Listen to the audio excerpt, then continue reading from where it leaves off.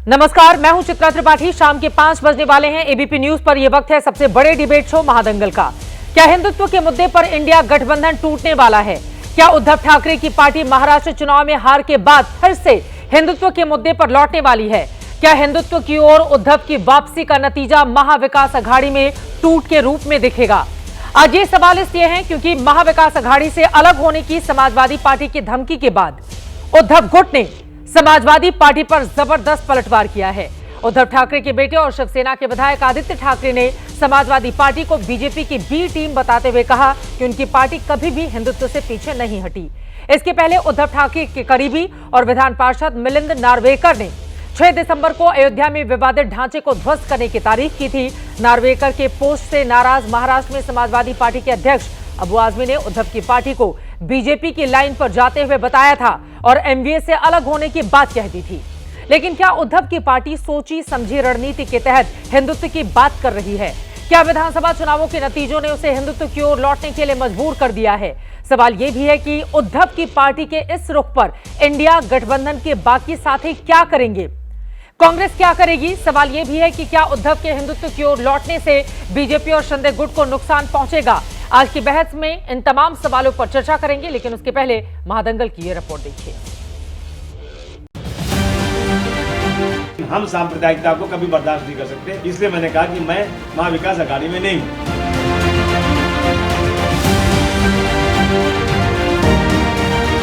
हमारा जो हिंदुत्व है स्पष्ट है। हमने कभी ये नहीं कहा कि हम हिंदुत्ववादी नहीं है।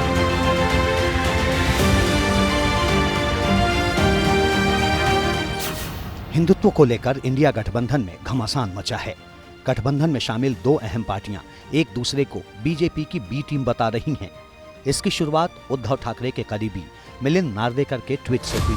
मिलिंद ने 6 दिसंबर को अयोध्या में विवादित ढांचे के विध्वंस को लेकर एक्स पर पोस्ट करते हुए शिवसेना संस्थापक बाला साहब ठाकरे का ये बयान लिखा कि मुझे उन लोगों पर गर्व है जिन्होंने ऐसा किया। शिवसेना नेता के इस बयान पर समाजवादी पार्टी नाराज हो गई।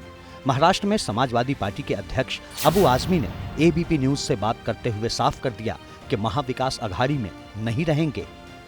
6 दिसंबर को उनकी पार्टी का ट्वीट आता है, हम जो है बाबरी मस्जिद डिमोलिश करने वालों को बधाई देते हैं। वो भी उसी लाइन पे जा रहे हैं जिस लाइन पे बीजेपी जा रही है। तो समाजवादी पार्टी कैसे साथ रह सकती है? ये तो कांग्रेस और शरद पवार साहब को सोचना है कि उनको रहना नहीं रहना है, लेकिन हम सांप्रदायिकता को कभी बर्दाश्त नहीं कर सकते, इसलिए मैंने कहा कि मैं महाविकास अघाड़ी में नहीं हूँ। अब जब ये सांप्रदायिकता की बात करेंगे, एक समुदाय को चिढ़ाएंगे, बाबरी मस्जिद को तोड़ने की उसको बधाई देंगे आप 6 दिसंबर को, जिसे हम ब्लैक डे मानते हैं, तो मैं नहीं समझता कि अखिलेश भाई मुझे कभी कहेंगे कि आप साथ हैं। वहीं उद्धव ठाकरे की पार्टी को समाजवादी पार्टी की धमकी की जरा भी परवाह नहीं है।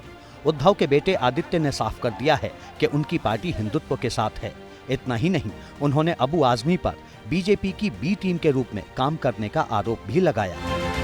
मैं उन पे ज्यादा बयान नहीं देना चाहता। अखिलेश जी अपनी लड़ाई लड़ रहे हैं। यहाँ की जो है वो कभी कभी भाजपा की बी टीम जैसे बर्ताव करते हैं, वो हमने पहले भी देखा है। और इस चुनाव में भी मुझे ज्यादा बोलने के लिए आप इस पे ना लाइए। उन्होंने किसकी मदद की, कैसे मदद की, तो सबको जाहिर है। कल का जो ट्वीट था वो पहले भी करते हैं, लेकिन हमारा जो हिंदुत्व है स्पष्ट है। हमने कभी ये नहीं कहा कि हम हिंदुत्ववादी नहीं है। इंडिया गठबंधन में सिर्फ समाजवादी पार्टी की लड़ाई शिवसेना उद्धव गुट से नहीं है, बल्कि हाल के दिनों में समाजवादी पार्टी कांग्रेस से भी दूर नजर आई है। चाहे मामला संभल का हो, लोकसभा में सीटों की नई व्यवस्था का हो, या अदानी के मुद्दे पर संसद में विरोध प्रदर्शन का।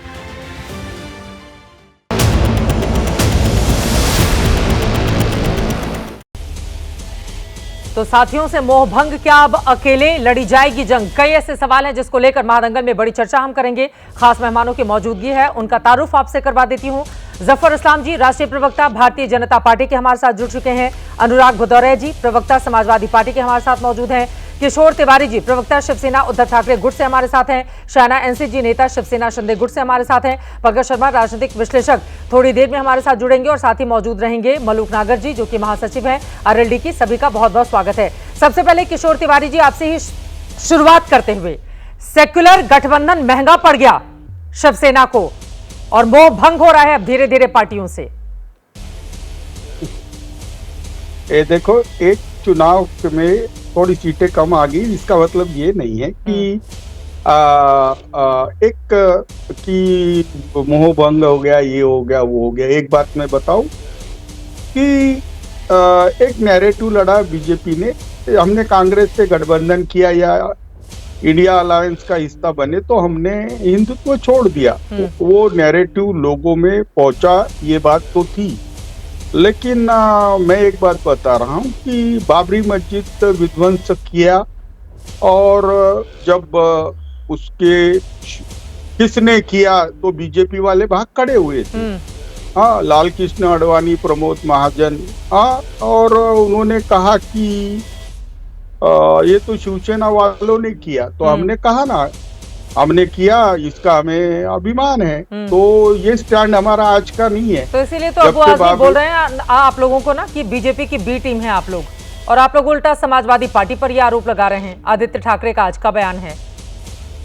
नहीं, चुनाव के अंदर अबू आजमी, देखिए क्या हुआ कि चुनाव के दरमियान बहुत किरकिरी की उन्होंने, और बाद में बंबई के चुनाव में भी की। अबू आजमी ने आज ही उनको मालूम पड़ा कि हम हिंदुत्व वाली पार्टी है, हमारा स्टैंड, और हम एक न्यूनतम साझा कार्यक्रम के अंतर्गत आए हुए हैं। चित्रा जी, अबू आजमी जी कहने लगे 25 सीट दो, फिर 12 सीट सर, वो तो बाद की बात हो गई ना। अब जाकर आप लोगों की नींद टूटी है और आप लोगों को एहसास हो रहा है कि सेक्युलर पार्टियों से गठबंधन उद्धव ठाकरे की शिवसेना को महंगा पड़ गया है।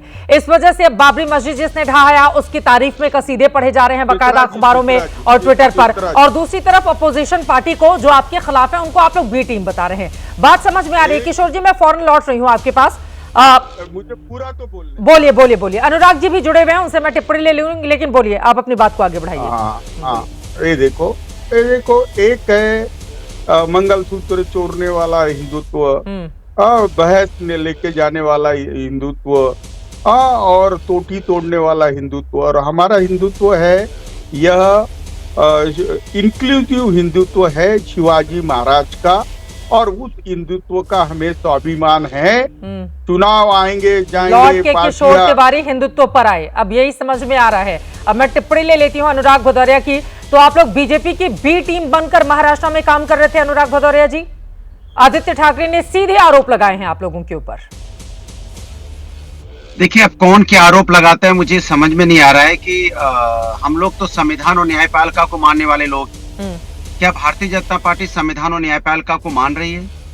क्या संविधान का सम्मान कर रही है? क्या लोकतंत्र का सम्मान कर रही है? तो जो लोकतंत्र का और संविधान का सम्मान नहीं कर सकते तो देश के नहीं हो सकते। अगर माननीय सर्वोच्च न्यायालय ने कोई आदेश दिया, देश में सर्वोच्च न्यायालय जब कोई आदेश देता है तो हम सभी लोग उसको मानते हैं। आज देखिए, भव्य राम मंदिर बन रहा है, फिर भी भारतीय जनता पार्टी मंदिर के नाम पे, धर्म के नाम पे राजनीति बंद नहीं। अरे आदित्य ठाकरे पे भी तो कुछ बोलेंगे महाराजा। आप सवाल आदित्य ठाकरे पर था, आज ही का उनका बयान है। आप लोग तो बड़ी तारीफों में कसीदे इतना गढ़ रहे थे, आज वो आपको बीजेपी की बी टीम बता रहे हैं, उस पर कुछ नहीं बोलना है आपको। मैंने आपसे क्या बोला? मजबूत दलों का गठबंधन है, कमजोर दलों, मजबूर दलों का नहीं है। जैसे मजबूर दल भारतीय जनता पार्टी में किसी को कोई बात अगर किसी तरह की कहनी भी होती है, अगर उन्होंने कही भी है ये बात, पहली बात तो उन्होंने क्यों कही, वो संदर्भ जब तक पूरी तरह से किस परिप्रेक्ष्य में वो बात कह रहे हैं, सुन तो लीजिए, किस परिप्रेक्ष्य में वो बात कह रहे हैं, तो उससे बात की जाएगी। भाई आप किस परिप्रेक्ष्य में बात कर रहे हैं, सवाल ये है ना। सवाल ये थोड़ा इसके लिए लड़ाई शुरू हो जाएगी कि हम उनको गाली देने लगेंगे, वो हमें गाली देने लगेंगे। बीजेपी की बी टीम बता रहे हैं, आप कह रहे हैं आपको फर्क ही नहीं पड़ता है। ये गठबंधन के कैसे दोस्त हैं आपके? अनुराग जी, आपकी बात मुझे समझ में आ रही है, लेकिन मेरा ये सवाल है, देखिए, जब बाबरी मस्जिद विध्वंस को उद्धव ठाकरे की पार्टी उसको अप्रिशिएट करती है, कहती है बहुत अच्छा हुआ, जिन लोगों ने किया बहुत अच्छा है, उसको ओन कर रहे हैं किशोर तिवारी जी। आज आप कह, और आपके अबू आजमी हैं जो कि आपके अध्यक्ष हैं समाजवादी पार्टी के महाराष्ट्र के, उनकी ओर से उसकी मुखालफत की गई है। वहीं वो दूसरी तरफ आपको बी टीम बता रहे हैं, लेकिन अनुराग भदौरिया कह रहे हैं नहीं, हमारे तो मित्र हैं, बैठकर बात करेंगे हम। वही तो मैं कह रहा हूँ, कोई बात कह दे, मैंने कहा ना मजबूत दलों का गठबंधन, बार बार मैं कह रहा हूँ। अगर कोई बात उनकी बुरी लगती है तो मैं कुछ कहता हूँ, मेरी कोई बात बुरी लगी होगी वो तो उन्होंने कुछ कहा होगा, लेकिन संदर्भ जब होगा, अभी कल परसों आप सुनेंगे कि वो चीज जो बात बोली गई थी उसका मतलब वो नहीं था, वही फिर क्या डिबेट होगी, जरा बता दीजिए। तो पलटीमार सियासत है ना, बीजेपी जब जीतती है इसी वजह से तो वो जीतती है, क्योंकि आप लोग जो विपक्षी दल है उनका रंग बदलता रहता है। वो सेक्युलर पार्टियों के साथ जाएंगे, सेक्युलर दिखना नहीं चाहेंगे। वो हिंदुत्व वाली पार्टी है, लेकिन सेक्युलर दलों के साथ खड़े होंगे तो भी कहेंगे यही तो रंग बदलने वाली पॉलिटिक्स है। और इस बीच जब बीजेपी जीतती है तो आप लोग कहते हैं ईवीएम बड़ा खराब है। भाई साहब, अनुराग देखिए, भदौरिया जी, आप भारतीय इस बात को समझिए, इस बात की गंभीरता को समझिए। हमारे साथ बाकी लोग भी जुड़ चुके हैं। किशोर तिवारी जी हाथ उठा रहे हैं, उनकी टिप्पणी ले लेती हूँ। जफर इस्लाम साहब, उसके बाद आ रही हूँ आपके पास। बोले किशोर तिवारी जी, वो कह रहे हैं मिल बैठ कर बात कर लेंगे। आप लोग कैमरे पर आकर कह रहे हैं वो तो बीजेपी की बी टीम है। किशोर तिवारी जी, अनुराग और हम है ना, दोनों भी एक ही है। अबू आजमी भी हमारे साथ है और बीएमसी के इलेक्शन में साथ में रहेंगे। देखो अभी मैं बोलूंगा, अनुराग हरे शर्ट के साथ हरा जैकेट जो पहना है वो मुझे बहुत अच्छा लग रहा है। और उनका कॉम्बिनेशन जो रहता, तो उन्होंने डजन भर तो हरे शर्ट और डजन भर जैकेट खरीदे। तो हम सब एक है, हम सब एक है और सेफ है। कहाँ और आज जफर इस्लाम कुछ जम नहीं रहा, फिर भी बहुत सुंदर लग रहे हो। मैं अभी बता रहा हूँ अबू आजमी हमारे साथी है और अबू आजमी हमसे दूर गए नहीं है। कुछ बातों पे विवाद हुआ है और मैं ये कबूल करता हूँ, लेकिन है ना, बीजेपी ये जो नैरेटिव कर रहे थे, हिंदुत्व छोड़ दिया और वो क्या किशोर वीर तिवारी जी, सावरकर आपको को बात आपकी सुन के ना यही लगना है इधर के रहे ना उधर के हम।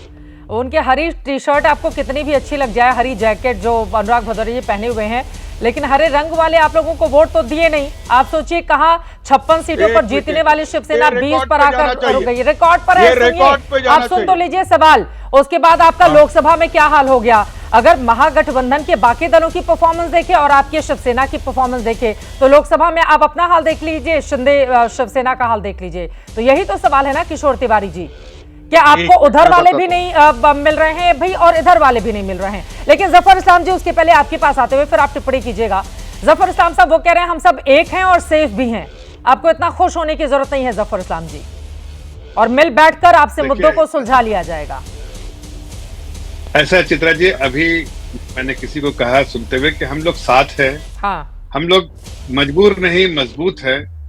तो मैं उनको बताना चाहता हूँ, अर्थमेटिक या मैथमेटिक्स में minus plus minus is equal to minus होता है, plus plus plus plus plus होता है, लेकिन माइनस प्लस माइनस जो है वो माइनस होता है। और इसीलिए दोनों कमजोर पार्टियां मिलकर नतीजा आपके सामने है। ये दोनों जुड़े थे, लेकिन कमजोर तो कमजोर ही रहता। माइनस पार्टियां, जनता ने उनको माइनस कर दिया है।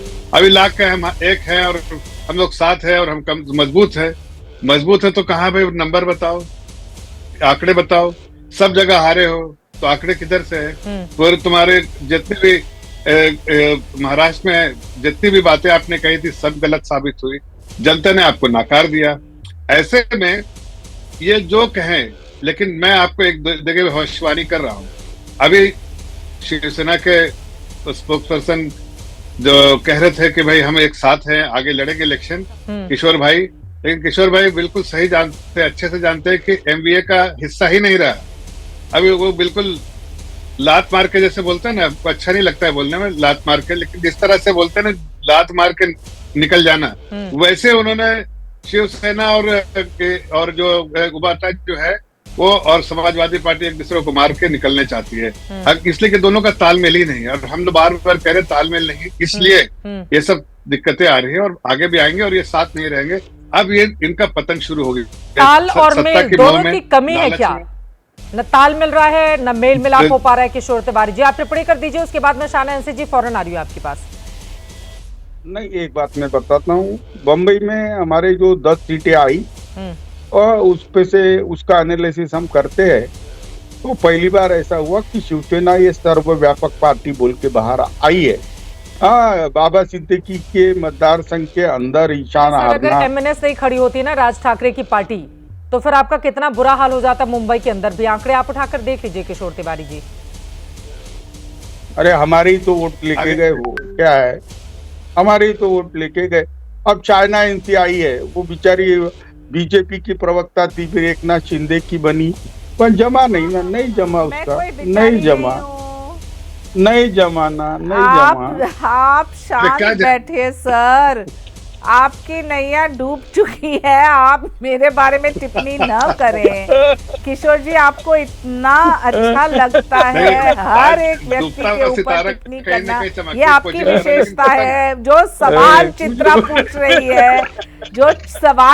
पूछ रही है, उसके ऊपर तो जवाब देने की हिम्मत कीजिए। ये उबाटा सेना की विशेषता है, कहीं पर निशाना, कहीं पर नहीं जमा।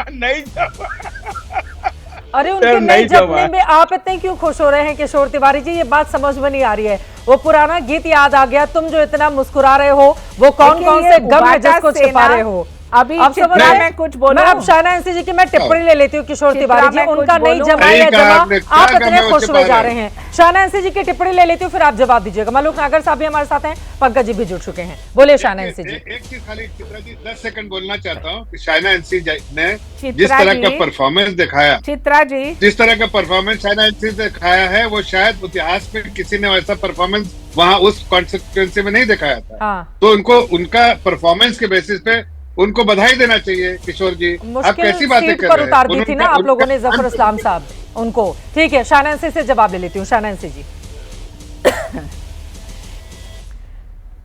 धन्यवाद जफर जी। और जफर जी ने सही कहा, हमारा जो परफॉर्मेंस रहा, बीजेपी शिवसेना कंबाइंड कभी इतिहास में ऐसा परफॉर्मेंस नहीं दिया। शायद इस वजह से किशोर जी को इतनी अड़चन हो रही है। लेकिन उबाटा सेना को मैं 2-3 चीज पूछना चाहती हूँ। कहाँ है आपका हिंदुत्व? आप बड़ी बड़ी बातें करते हैं कि आप एक बार भी कांग्रेस से ये भुलवा सके कि आदरणीय हिंदू हृदय सम्राट बाला साहेब ठाकरे, एक बार भी नहीं। आपने सत्ता के मोह माया के लिए, हमें पता है कि लोकसभा में किसने आपको वोट दिया, कौन सा मुस्लिम दलित कंसोलिडेशन, और यहाँ बड़ी बड़ी बातें करते हैं आप। ये हिंदुत्व है आपका, ये आपका चेहरा है कि सत्ता के मोह माया के लिए आप कोई भी हद तक जाएंगे, कांग्रेस के साथ, एनसीपी के साथ, और वहां आप सिर्फ सत्ता के लिए एकजुट हो जाएंगे। और फिर जैसे कुर्सी नहीं मिलती है तो फिर अचानक से आपको याद आता है कि आपने आपके विचारधारा को खो बैठा और अभी वो विचारधारा को वापस स्वीकार करें। चित्रा जी, सच्चाई ये है कि जब प्रधानमंत्री ने कहा कि एक है तो सेफ है, इसका मतलब है अनेकता में एकता।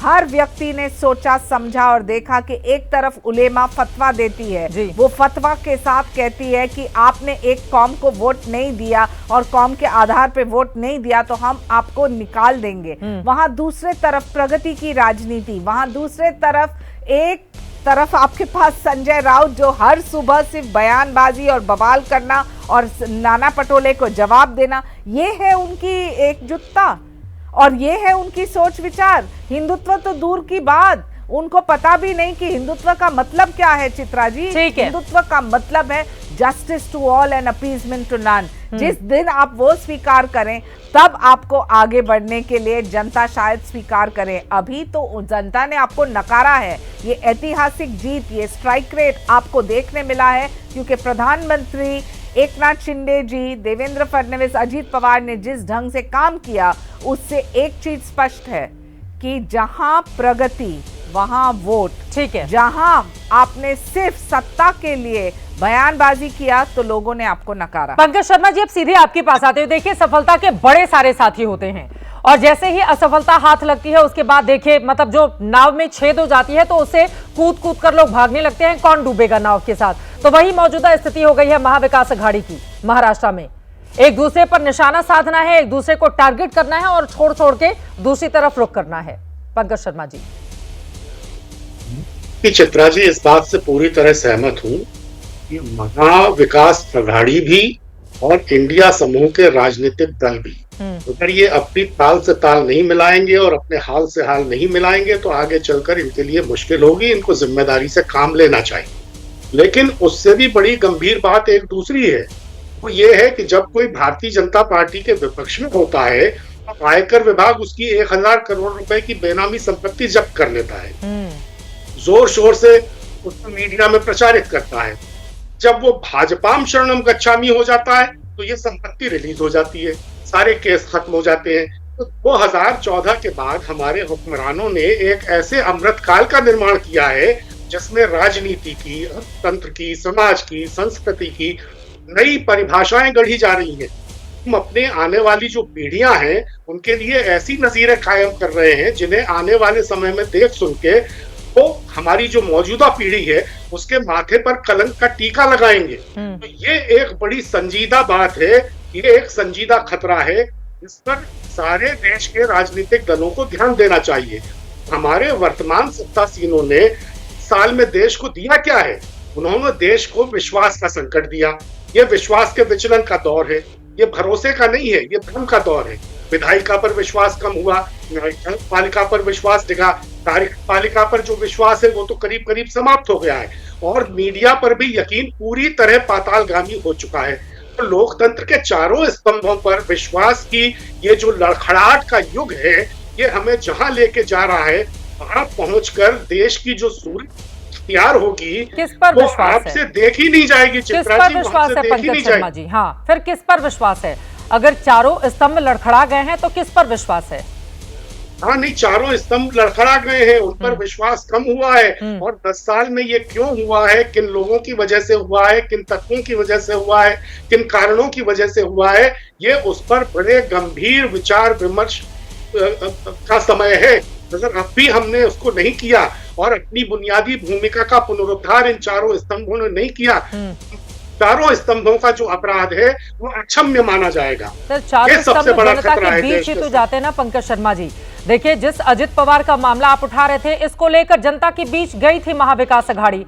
उनकी ओर से भ्रष्टाचार के आरोप बार बार लगाए जा रहे थे, इस बात को भी गिनाया जा रहा था। जो बातें आपने कही, मैंने सीधे नाम लेकर सवाल पूछ दिया, लेकिन जनता उसके बावजूद, देखिए अडानी का मुद्दा इस चुनाव में कितना ज्यादा उछाला गया था महाराष्ट्र में, लेकिन वो काम नहीं करता है लोगों के बीच जाकर। या फिर अगर आप अडानी का मुद्दा या इस तरह के मामले, अब अजित पवार ने, आप सोचिए, कहां शरद पवार की पार्टी को 10 सीटें मिलती हैं, अजित पवार को 41 सीटें मिलती हैं, वही जनता दे रही है। और ये वही जनता है जिसे 5 महीने पहले अजित पवार को 1 पर लाकर खड़ा कर दिया था, और शरद पवार 8 लोकसभा सीटों के साथ कितने आगे थे। तो हमें यह भी देखना होगा ना कि जनता किन मुद्दों पर लोकसभा में वोट डाल रही है, किन मुद्दों पर विधानसभा में वोट डाल रही है। लेकिन ठीक है, आपकी बातों को आगे बढ़ाते हुए जफर साहब आप जवाब दीजिएगा, लेकिन मलुक नागर जी बहुत देर से हमारे साथ हैं, उनसे एक टिप्पणी ले लेती हूं। मलुक नागर साहब, बार बार विपक्षी दलों का यह आरोप होता है कि सत्ताधीश के साथ आ जाने के बाद विपक्षी दलों के ऊपर जितने भी मामले चल रहे होते हैं, इस तरफ आ जाइए तो सब पाक साफ हो जाता है, बीजेपी के पास वॉशिंग मशीन है ऐसी। उनके आरोपों पर जवाब दीजिए नागर साहब। देखिए, ये हमारे बड़े आदरणीय पंकज शर्मा जी, इनको तो बेसिकली राजनीतिक विश्लेषक के बजाय कांग्रेस का प्रवक्ता होना चाहिए, पर शायद कांग्रेस के प्रवक्ताओं ने आपका बॉयकॉट कर रखा है, इसलिए नाम बदल के आते हैं। अरे एक बात क्या कर रहे हैं, सो कॉल्ड इंडिया गठबंधन जो है पूरी तरीके से पूरा चारों तरफ हार चुका। चुनाव के पहले ये लड़ते हैं, जिस दिन ये बना, जो सवाल उठाया नागर साहब वो तो महत्वपूर्ण है ना मलुक नागर जी, सवाल तो उनका महत्वपूर्ण है, सवाल से कैसे इनकार करेंगे आप, कैसे भागेंगे? हाँ चित्रा जी बात करने देंगी या नहीं? मेरा एक तो आपका सिग्नल नहीं आ रहा है जहां मैं हूं, और एक वो बीच में आप बोल रहे हैं, आपने पूरी बात ही नहीं करने दी। मैं क्या कह रहा हूं कि ये जो है असली लड़ाई बी टीम और ए टीम की नहीं है, असली लड़ाई है कांग्रेस में लीडरशिप कंफ्यूजन में है, इसीलिए 3 साल उनका अध्यक्ष नहीं बन पाया।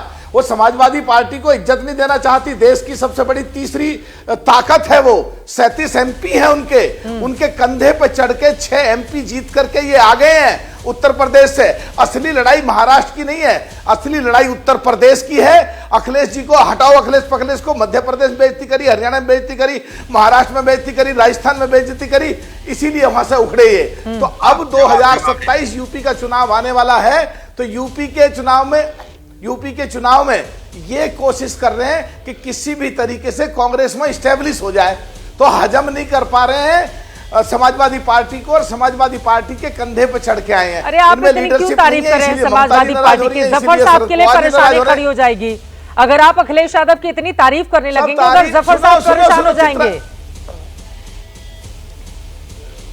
सुनो चित्रा जी, हम तारीफ नहीं कर रहे हैं, हम देश को असलियत बता रहे हैं क्या चक्कर है। क्योंकि एलओपी देश की संसद में ठीक काम नहीं कर पा रहे हैं। देश की सबसे बड़ी पार्टी तीसरी सपा, देश की सबसे बड़ी चौथी पार्टी ममता जी वहां नाराज है, और देश की पांचवी सबसे बड़ी पार्टी जो अपने पवार साहब की और सुप्रिया सुले का बयान आ गया है। असली लड़ाई वहां पे है। अब इसलिए जब उसकी कंफ्यूजन नेतृत्व होने की वजह से कांग्रेस का ये कई चुनाव जीत नहीं पाते, जब हार जाते हैं हर जगह तो एक दूसरे के ऊपर ठीकरा फोड़ रहे हैं, इसलिए एक दूसरे के ऊपर लड़ रहे हैं। नहीं तो 2.5 साल सरकार चली थी महाराष्ट्र में, वहां क्यों नहीं कहा कुछ भी समाजवादी पार्टी को? आज क्यों कह रहे हैं? असलियत है, सबकी जिम्मेदार है कांग्रेस, लीडरशिप वहां नहीं है, कंफ्यूजन है। और ये इसलिए हार के जब बिखर गए, अब खिस्सानी बिल्ली खंबा नौचे, ये खेल हो रहा है, इसलिए एक दूसरे को कुछ ना कुछ बोल रहे हैं ये लोग। अब बोलिए अनुराग भदौरे जी, वो कह रहे हैं खिसियानी बिल्ली खंबा नोचे, वही हाल हो गया है इस वक्त इंडिया गठबंधन का। अब कौन खिसिया रहा है सबको पता है। उत्तर प्रदेश के अंदर में समाजवादी पार्टी नंबर 1 की पार्टी है, ये कान खोल के सुन लीजिए। और भारतीय जनता पार्टी और आपकी जो एलआई है वो नंबर 2 पे है। हमने भी यही कहा भदौरिया। 43 सीटों पे, अब सुन तो लीजिए, अभी आपके बीच में नहीं बोला, हम 43 सीटें जीत के आए हैं और जनता का आशीर्वाद मिला है। आप अभी बाई इलेक्शन में सत्ता का दुरुपयोग, तंत्र का दुरुपयोग करके किसी तरह से आप 7 सीटें जीते हैं, सबको पता है, देखा है। और चुनाव आयोग ने भी पुलिस वाले सस्पेंड किए थे, ये मैं नहीं कह रहा हूँ, चुनाव आयोग भी कह रहा है कि आपने क्या किया था। चुनाव आयोग को पुलिस वाले सस्पेंड क्यों करने पड़े? कहीं ना कहीं आप वोटों को प्रभावित कर रहे थे, डरा रहे थे, तभी तो इस तरह का काम हुआ ना कि चुनाव आयोग को सस्पेंड करना पड़ा। ये समाजवादी लोग हैं जिनको जनता का आशीर्वाद हो, जनता का ही नहीं, जनता के साथ साथ प्रभु का भी आशीर्वाद है। आपने देखा अयोध्या में किसकी जीत हुई? प्रभु राम ने किसको आशीर्वाद दिया? समाजवादियों को। तो सवाल यह है कि समाजवादी लोग जनता के मुद्दों पे बात कर रहे हैं, आप मुद्दों से भटकाने की बात करते हो, आप धर्म के नाम पे राजनीति करना चाहते हो और इंडिया गठबंधन में लड़ाई लगाने का काम करते हो। आप तो वो काम करते हो जो अपना तो कुछ करते नहीं। कहाँ लड़ाई लड़ा रहे हैं अनुराग भदौरे जी? खुद ही आप लोग लड़ाई कर रहे हैं, ठीकरा दूसरों पर फोड़ रहे हैं। अनुराग भदौरे जी, खुद ही लड़ रहे हैं आप लोग। सुनिए, उधर ममता बनर्जी ने कल ही बयान दिया, उन्होंने कहा कि भैया नेतृत्व इंडिया गठबंधन का हमें दे दो। समाजवादी पार्टी बीजेपी की बी टीम है, ये कह रहे हैं आदित्य ठाकरे बीजेपी कहां से आ गई? चित्रा जी, खुद ही लड़ रहे हैं आप लोग अनुराग जी। चित्रा जी, मैंने पहले बोला था, ये मजबूत दलों का गठबंधन है, मजबूर नहीं है। जैसे एक साथी आपके यहाँ बैठे हैं, मजबूर इनकी हिम्मत ही नहीं होती है। भारतीय जनता पार्टी किसानों पर अन्याय होता है तब भी ये नहीं बोल पाते हैं। किसान धरने पे बैठा है, एक शब्द नहीं बोल पा रहे। बताओ, आरएलडी किसानों की पार्टी मानी जाती थी, चौधरी साहब तो किसानों के लिए जीते मरते थे। आज किसान धरने पे, एमएसपी गारंटी नहीं मिल रही है, किसान आंदोलन कर रहा है, ये बोल नहीं रहे किसानों पे। इतने मजबूर हो गए कि किसान पे बोल नहीं पा रहे। सोचो आप, लेकिन समाजवादी पार्टी किसानों के साथ खड़ी है, युवाओं के साथ खड़ी है, महिला समस्या के साथ खड़ी है, महंगाई के खिलाफ आवाज उठा रही है। ये समाजवादी लोग जो आवाज उठा रहे हैं, आप तो किसानों की। अरे तो क्यों नहीं अनुराग भदौरे जी, आप बोल रहे हैं कि इंडिया गठबंधन का नेतृत्व अखिलेश यादव को दे दिया जाए।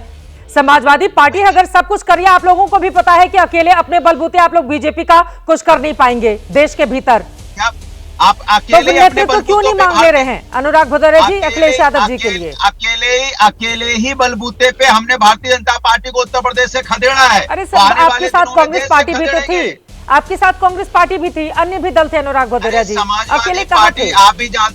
आप भी जानते हैं कि अखिलेश यादव जी एकमात्र ऐसे नेता है देश में जो सर्वमान्य नेता है, जन नेता है, पूरा देश उनको प्यार करता है। और राहुल गांधी क्या है? और राहुल गांधी क्या है? क्या दिक्कत है? और तब भी आगे की सीट पर लोकसभा के भीतर देखिए कांग्रेस पार्टी ने आपके साथ क्या व्यवहार किया। भाई, मैं आपसे पूछ रहा हूँ, वो कांग्रेस पार्टी के नेता हैं। हाँ। हम समाजवादी पार्टी अपनी एक अलग पार्टी है। आपका गठबंधन था अनुराग भदौरे जी, विचारधारा क्या है? कांग्रेस और समाजवादी पार्टी की विचारधारा में क्या फर्क है? अरे गठबंधन है, गठबंधन कहाँ टूट गया? गठबंधन तो है ही ना। हाँ। हमने भारतीय जनता पार्टी को 240 पे समेटा है। लोकसभा में आपकी सीटें क्यों कर दी आगे के रो से? क्यों कर दी सीटें कम? मैंने किसने कम कर दी? हाँ। समाजवादी पार्टी को कौन कम करेगा? ये बताइए, इतनी मजबूत पार्टी को कोई कम कर सकता है क्या? अरे आपके अवधेश प्रसाद जी जो इंडिया गठबंधन के कैसे पोस्टर बॉय बन गए थे, उनको आप लोगों ने पीछे करवा दिया। अब क्यों नहीं उनको आगे की सीट पर बैठने देते हैं? आज भी अखिलेश यादव जी जो तय करेंगे इंडिया गठबंधन में वही होता है, क्योंकि इंडिया गठबंधन के सर्वमान्य नेता हैं, ये सब जानते हैं। बाकी लोगों की टिप्पणी जल्दी काम कर रही है, वो हम लड़ाई नहीं लड़ने वाले। आप कितनी भी लड़ाई लगवा लीजिए, ये दिक्कत ये होगी कि भारतीय जनता पार्टी लड़ाई लगवाना सर चाहती है, मीडिया इंडिया गठबंधन में आईना कुछ हो जाए, है, ठीक कुछ है, हो जो जाए। लड़ता है उसको भाग दिखा रहे हैं देते हैं इधर कि आप लोग लड़ रहे हैं। अनुराग भदौरिया जी, समझ में आ रहा है। अब बेचा आप भी क्या बोल सकते हैं? अभी आदित्य ठाकरे ने जिस तरह के शब्दों का इस्तेमाल किया है, मतलब मैं तो सोच ही रही हूँ कि आप लड़ने के लिए आगे स्क्रीन पर इसी बात पे आपकी तारीफ करनी होगी। जल्दी हमारी से, सीटें कितनी है? ठीक है, हमारी सीटें कितनी? मलोक जरा नागर जी, आप बताइए। जल्दी से आप कितनी सीटें हैं? जवाब दे बड़प्पन है ना दीजिए। हमारा? हाँ, नहीं, हम 43 सीटें लेके बैठे, बड़प्पन है ना मेरा। इंडिया गठबंधन में सबसे बड़ी पार्टी है कि नहीं कांग्रेस के बाद?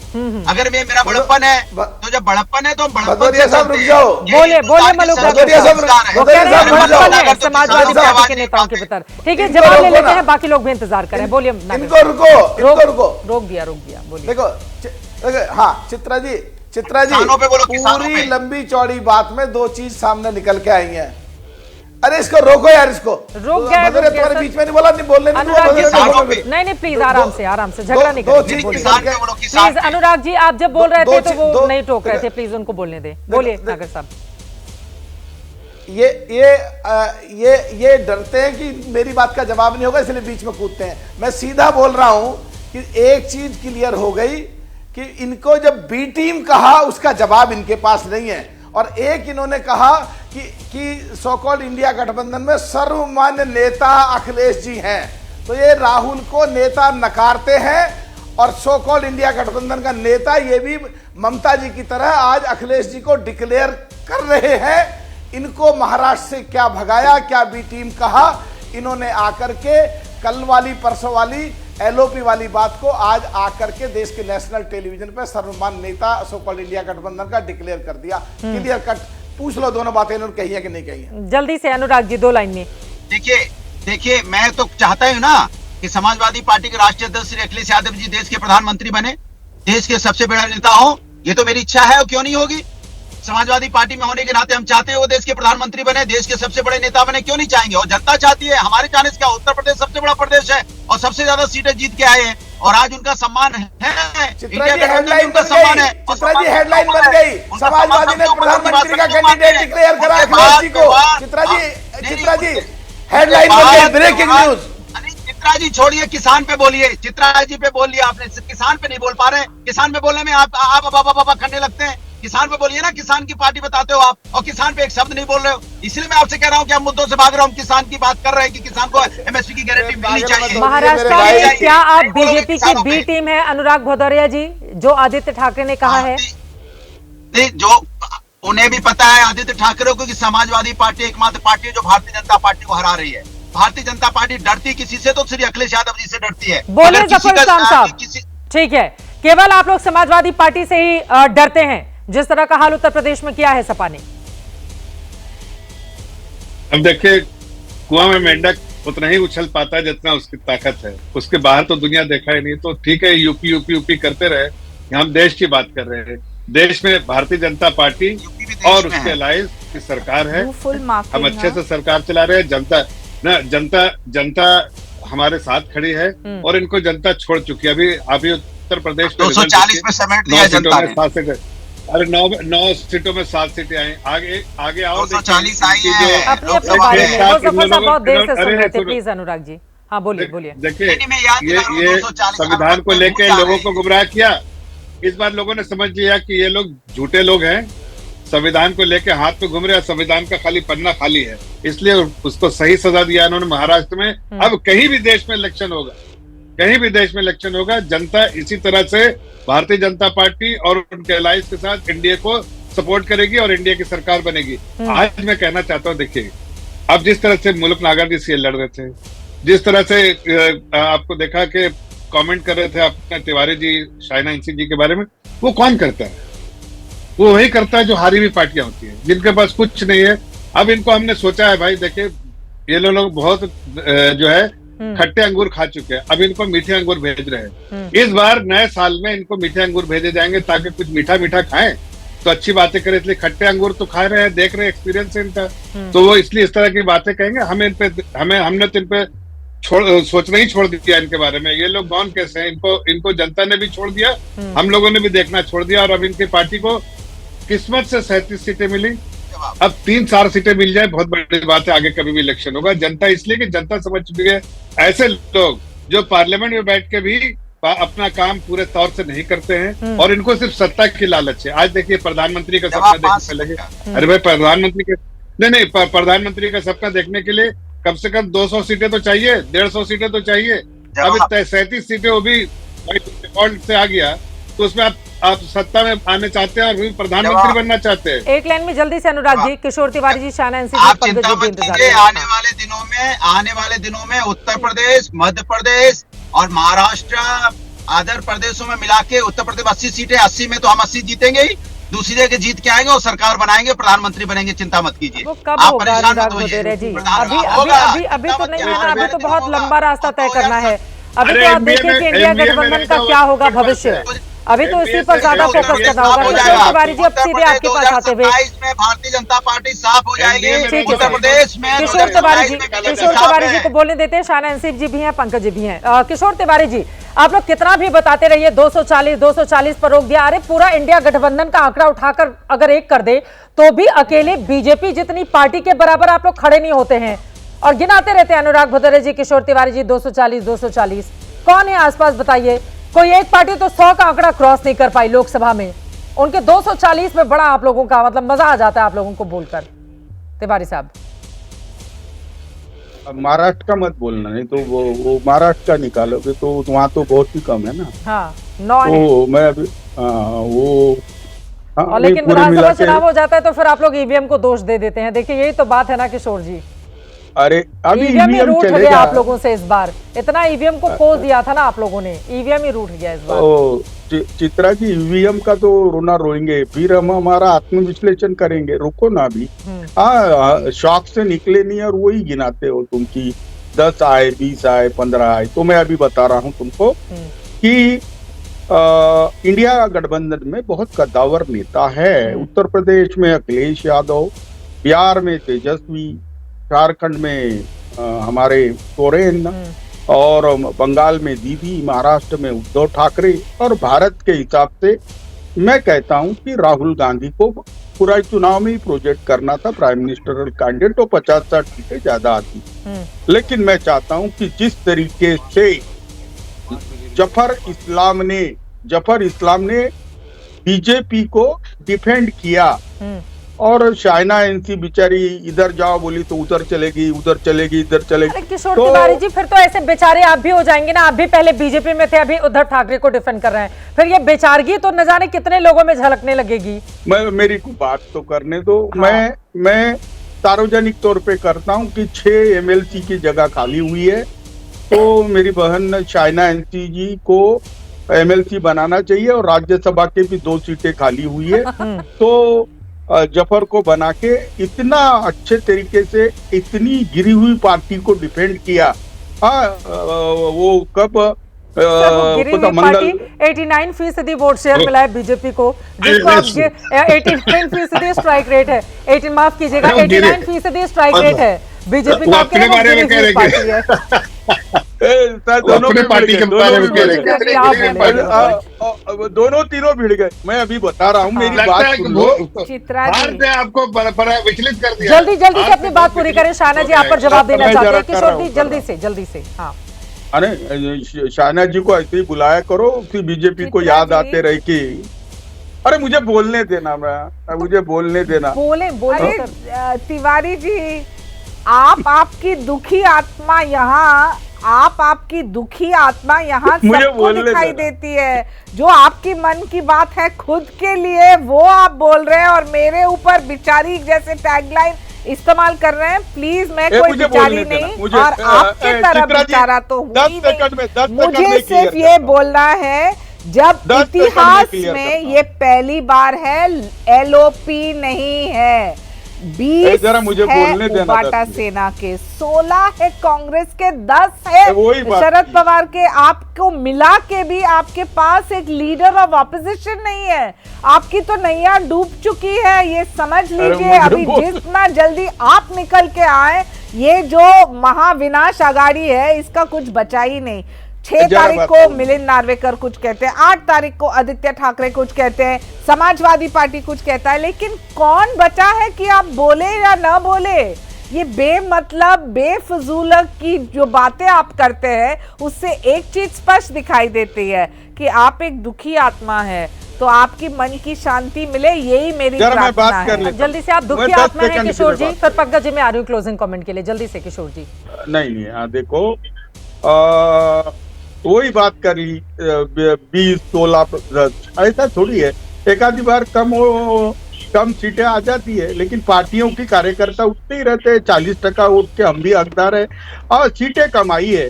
लेकिन शाहना एनसी को फंसा दिया था, उसको तो 8 दिन तक पहले उसकी कॉन्स्टिट्यूंसी मालूम नहीं थी। मुमरा देवी में खड़ी थी और वो मालाबारी डिबेट है नहीं, आप कहाँ लेकर जा रहे हैं किशोर जी? कीजिए। और शाहना एनसी पे डिबेट नहीं, इतना गंभीर मुद्दा है आप पे आत्ममंथन करने का, लेकिन आप घूम फिर के शाहना एनसी पर जा रहे हैं, मैं नहीं जाने दूंगी। पंकज जी एक जल्दी से क्लोजिंग कमेंट। अब जरूरत आन पड़ी है कि आत्ममंथन किया जाए, क्योंकि एक तरफ दिल्ली में विधानसभा के चुनाव है और अगले साल बिहार के, और ये दोनों ही देश का एजेंडा आगे कैसे तय होगा, आगे आने वाले वक्त में यूपी जैसे राज्य में चुनाव होना है, तो आत्ममंथन किए जाने की जरूरत है। लेकिन क्या कोई पार्टी गंभीर दिखाई दे रही है इस वक्त इंडिया गठबंधन में? इंडिया समूह को आत्ममंथन की जरूरत है, मैं इससे सहमत हूं। इससे ज्यादा जरूरत भारतीय जनता पार्टी को है आत्ममंथन की। चाणक्य जैसे नीतिज्ञ, आचार्य की धरती भारत, पाणिनि और पतंजलि जैसे दार्शनिकों की भूमि भारत, पिंगल, वांगभट्ट और जीवक जैसे वैज्ञानिकों की धरा भारत। ये भारत किनके नाम से जानी जा रही है? संबित पात्रा जी और निशिकांत दुबे जी के कुतर्कों के नाम से। आपने सुने उनके कुतर्क पिछले 2-3 दिन से? किस किस को गद्दार कह रहे हैं, किस किस को देशद्रोही कह रहे हैं।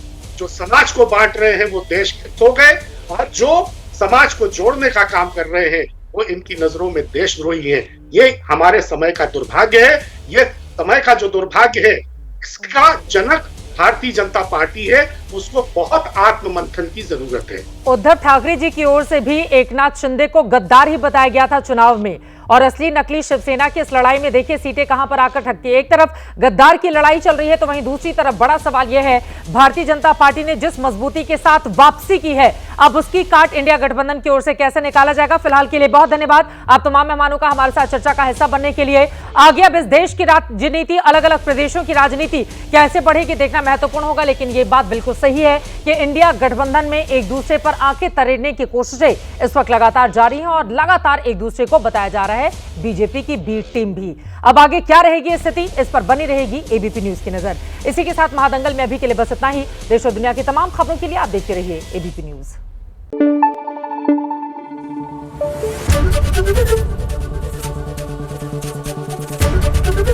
एबीपी न्यूज आपको रखे आगे।